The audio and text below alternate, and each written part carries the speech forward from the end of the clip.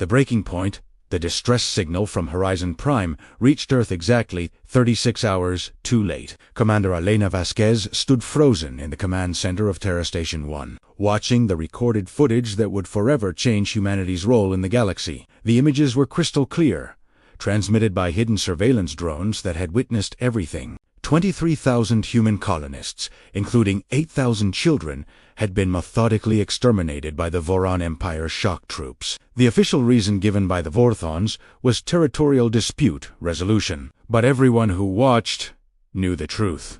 This was a calculated message to humanity about their position in the galactic food chain. For 200 years, Earth had walked the path of diplomacy. When humanity first discovered faster-than-light travel and encountered the vast galactic community, they had been shocked by the brutality of interstellar politics. The strong dominated, the weak without mercy. Ancient empires carved up space like medieval lords dividing kingdoms. Yet Earth had chosen differently. They joined the Galactic Assembly as peaceful members, accepting restrictions on their expansion, tolerating unfair trade agreements, and responding to every provocation with measured diplomatic protests. When the Vorthons had seized 3 human cargo vessels last year, Earth had filed formal complaints. When they had imprisoned human merchants on fabricated charges, Earth had negotiated for their release. Always patient, always peaceful, always trying to prove that there was a better way. The massacre at Horizon Prime shattered that illusion forever. Elena turned to face the assembled members of Earth's United Defense Council. The room was silent, except for the hum of electronics and the occasional sob from someone still processing the horror they had witnessed. These were not just statistics or distant casualties. Every person in this room knew someone who had been on Horizon Prime. Friends, family members, colleagues who had traveled to the stars with dreams of building something beautiful. Now they were gone, murdered to prove a point about power and dominance. Defense Secretary Marcus Chun was the first to speak, his voice barely containing decades of suppressed rage. They targeted the schools first. The footage shows they went for the children deliberately to break the adults' will to resist. This wasn't military action. This was terrorism on a planetary scale. The other council members nodded grimly. For too long, they had mistaken human restraint for human weakness. The galaxy's powers had grown bold, pushing harder against Earth's boundaries, taking more liberties with each passing year. The Voran Empire, in particular, had been testing humanity's patience, probably encouraged by the lack of visible military response to previous provocations. President Diana Morgan stood slowly, her decision already made before she entered the room. For 2 centuries, we have pursued peace above all else. We have shown mercy when others showed brutality. We have offered friendship when others offered only domination. The massacre at Horizon Prime has proven that our mercy is seen as weakness, our friendship as submission. Today, that changes. She paused, looking at each council member in turn. I called for the activation of Protocol 7. The room erupted in whispers. Protocol 7 had been created at the very beginning of humanity's expansion into space, a contingency plan that most had hoped would never be needed. It was humanity's answer to the question, what if peaceful coexistence becomes impossible? The vote was unanimous. Every hand raised, without hesitation. Within minutes, a transmission was being broadcast across every human colony, research station, and trading post in the galaxy. The message was simple, but carried the weight of humanity's collective decision. To all citizens of Earth and her colonies, you are ordered to return home immediately. In 72 hours, the solar system will implement Defense Protocol 7. Any non-human vessel approaching within 100 light-years of Earth space will be destroyed without warning. This is not a negotiation. This is not a threat. This is a promise. The galactic community's reaction was predictable and swift. The Voran Empire issued statements calling humanity's response an amusing tantrum from an inferior species. Their Emperor Thexta, the Merciless, personally appeared on galactic broadcasts, his forearms gesturing dismissively as he spoke. The humans think they can threaten the Voran Empire. We who have conquered 1,000 worlds, we who have stood unconquered for 3 millennia, let them hide in their single system. When they grow hungry enough, they will crawl back, begging for trade agreements. Other species' reactions ranged from concern to outright mockery. The warrior races found humanity's ultimatum hilarious, pointing out that humans had never demonstrated any significant military capability. The merchant guilds worried about trade disruptions, but assumed humanity would back down once economic pressure mounted. The older, more established empires simply ignored the announcement, considering it beneath their notice. None of them understood what they had awakened.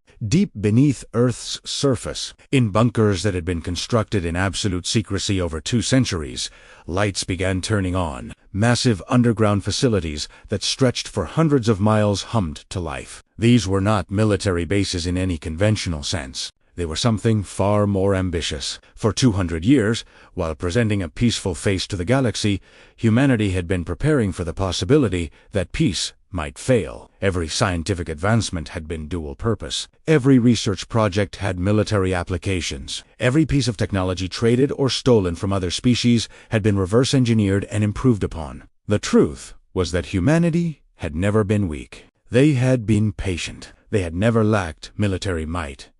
They had chosen restraint. The merchant vessels and patrol boats that other species mocked were merely what humanity had chosen to show. Like an iceberg, the visible portion was insignificant compared to what lay beneath. In hidden shipyards throughout the solar system, vessels that had been maintained in perfect readiness for decades began their power-up sequences. These were not ships built for war as the galaxy understood it. These were ships built to end war permanently if necessary. Admiral Sarah Kim stood on the bridge of the TDS Retribution, humanity's true flagship, as it rose from its concealed dock beneath the Atlantic Ocean. The vessel was 3 kilometers long, powered by zero-point energy reactors that humanity had developed in secret after studying captured alien technology and improving upon it in ways the original creators had never imagined. Around her, similar vessels were emerging from hiding places across Luna, Mars, and the asteroid belt. The fleet that assembled in Earth orbit over the next 48 hours defied galactic understanding of human capabilities. As news of humanity's mobilization reached the Voran Empire, Emperor Thaxter made a decision that would seal his empire's fate. He ordered his Grand Armada, 500 of the most powerful warships in known space, to travel to Earth and put down what he called the human insurrection. He wanted to make an example that would echo through history.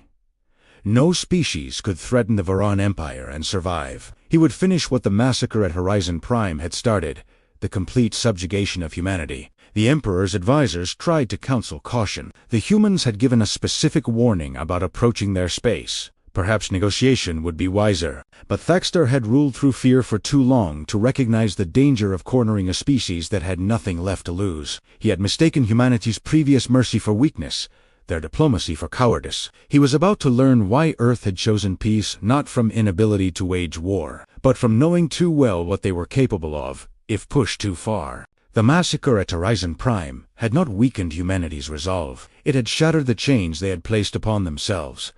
The galaxy wanted to see humanity without mercy. They were about to get their wish. The Reckoning. The Voran Grand Armada dropped out of hyperspace at the edge of the solar system with the confidence of conquerors who had never known defeat. 500 warships, each one a masterpiece of destructive engineering that had laid waste to entire civilizations, arranged themselves in the traditional Vorten battle formation known as the Crown of Thorns. Admiral Creeks, the Emperor's most decorated military commander, stood on the bridge of the flagship, his chitinous exoskeleton gleaming under the harsh combat lighting. He had personally overseen the destruction of 43 species who had dared resist Voran expansion. Humanity would be number 44. The Admiral's tactical display showed Earth's defensive fleet arranged in concentric spheres around their home world. The numbers were surprising, nearly 2,000 vessels, but Crix was unconcerned. Numbers meant nothing against Vorthan firepower and centuries of combat experience. He opened a communication channel, his translator rendering his clicking speech into the crude sounds of human language. Forces of Earth. I am Admiral Crix of the Voran Empire. Your 72 hours have expired, yet you remain defiant. Surrender now, and your species will be permitted to survive as servants. Resist, and you will share the fate of your colony on Horizon Prime. The response came from Admiral Sarah Kim aboard the Retribution. Her voice was calm, almost conversational, which unsettled some of the younger Voran officers. "Admiral Krix, you were warned not to approach our space. That warning was not given lightly. You have exactly 60 seconds to reverse course and leave. This is the only mercy humanity will offer. After that, what happens is on your head." Krix's mandibles clicked in amusement. The human truly believed her inferior fleet could stand against the might of the Voran Empire.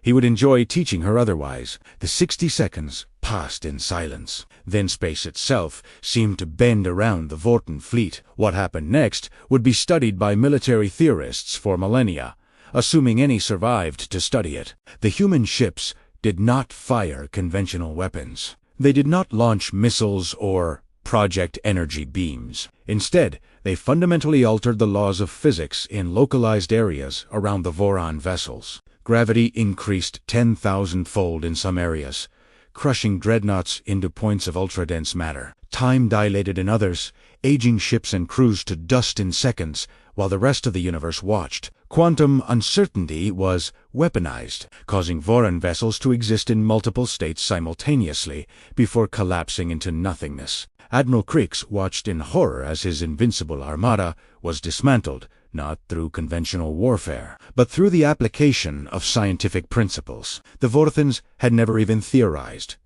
The humans had not built weapons. They had built reality manipulation devices. Every natural law that the galaxy took for granted became a weapon in human hands. The electromagnetic force was reversed in targeted areas, causing atomic bonds to fail. The strong nuclear force was negated, turning matter into expanding clouds of quarks. The weak nuclear force was amplified, triggering instant radioactive decay in any material the humans chose, 15 minutes. That was how long it took for the entire Vorthen Grand Armada to cease existing. Not destroyed in any conventional sense, but removed from reality through methods that defied understanding. Only the Dominator remained, held in place by forces Admiral Krix could not comprehend. Admiral Kim's face appeared on his communication screen, her expression showing neither joy nor anger, only grim determination. "You are alive because we choose to let you live. You will return to your Emperor and deliver this message exactly as I give it to you. Humanity spent 2 centuries choosing peace. We developed technologies that could end civilizations, and we chose not to use them. We created weapons that could unmake stars, and we kept them hidden. We mastered forces that could rewrite reality itself, and we restrained ourselves." She paused, ensuring the weight of her words was understood. "The massacre at Horizon Prime has ended that restraint. From this moment forward, any species that kills a human citizen will face complete annihilation. Not defeat, not conquest, annihilation. We will remove you from existence so thoroughly that future civilizations will question whether you ever existed at all. There will be no negotiations, no terms, no mercy. You wanted to see humanity without our self-imposed limitations. Congratulations, you've succeeded." The transmission ended and Krix found his ship suddenly free to move. As he limped back toward Vorthen space, his sensors detected something that made his heart stop. The human fleet was expanding. Not just patrol ships, but massive construction vessels were emerging from hidden facilities, building new ships at a rate that defied industrial logic. In hours, they had doubled their fleet size. In days, they would have tens of thousands of vessels. The humans had not just been hiding their military, they had been hiding their entire industrial capacity. The news of the Vorthen Grand Armadas' complete destruction spread through the galaxy faster than light itself. Empires that had stood for millennia began emergency sessions. Species that had never shown fear began building defensive fleets. The warrior races who had mocked humanity's threats fell silent. Everyone had the same question. If humanity could do this while showing restraint for 2 centuries, what else were they capable of? The answer came in a transmission from Earth that reached every corner of the galaxy simultaneously. A feat of communication technology that itself demonstrated human capabilities. President Diana Morgan appeared on every screen, every hologram, every communication device in known space. Her words were translated into 10,000 languages simultaneously. Citizens of the galaxy, for 200 years, Earth has extended the hand of friendship. We sought trade, not conquest. We pursued knowledge, not domination. We offered mercy to those who showed us none. That era has ended. The The massacre at Horizon Prime has shown us that mercy is interpreted as weakness in this galaxy. Therefore, humanity withdraws its mercy. She held up a datapad, reading from it with ceremonial gravity. Effective immediately, the following policies are in effect. Any attack on human citizens will result in the complete dissolution of the attacking species' military forces. Any seizure of human property will result in the economic collapse of the responsible government. Any threat to human colonies will result in the threatening species losing all spacefaring capability permanently. The implications were staggering. Humanity was not declaring war. They were declaring themselves the arbiters of justice in the galaxy with the power to enforce their will. And based on what had happened to the Vorthan fleet, they could back up their threats. "We do not seek to rule you," President Morgan continued. "We do not desire your territories or your resources. We simply demand to exist without fear of massacre. Those who respect human life will find us the most valuable allies. Those who threaten it will discover why we chose peace, not from weakness, but from wisdom." Within days, the Voran Empire collapsed, not from external attack, but from internal panic. Worlds that had been held by force broke away. Subjugated species rose up knowing the Vorthons could no longer call upon their grand armada. Emperor Thexter the Merciless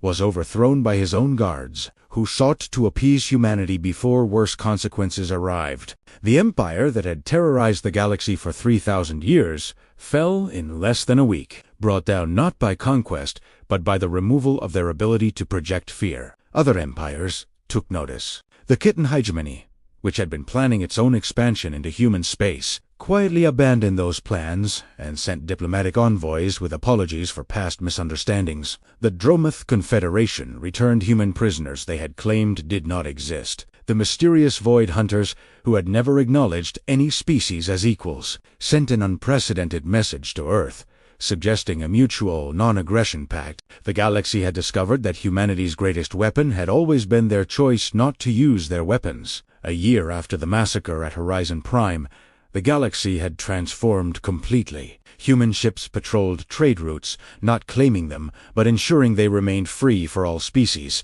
Human colonies expanded without restriction, as no one dared challenge their right to settle where they chose. Human technology, carefully shared with species that proved themselves peaceful, uplifted entire civilizations. The memorial for Horizon Prime became a pilgrimage site, not just for humans, but for all species who understood its significance. It represented the moment when humanity stopped pretending to be weak and revealed their true nature, a species capable of terrible destruction, who had chosen creation, capable of merciless vengeance, who had chosen mercy until mercy was no longer an option. The inscription on the memorial, translated into every known language, served as both remembrance and warning. Here lies the innocence of 23,000 humans who died believing in peace. Here also lies humanity's mercy, killed by those who mistook kindness for weakness. We forgive nothing, we forget nothing. We have no more mercy to give. The galaxy had learned its lesson. Humanity had shown them mercy for 2 centuries. Now they would live with humanity unrestrained, and they would learn to prefer the mercy they had squandered. The massacre at Horizon Prime had ended one chapter of human history and begun another. The age of human mercy was over. The age of human justice had begun.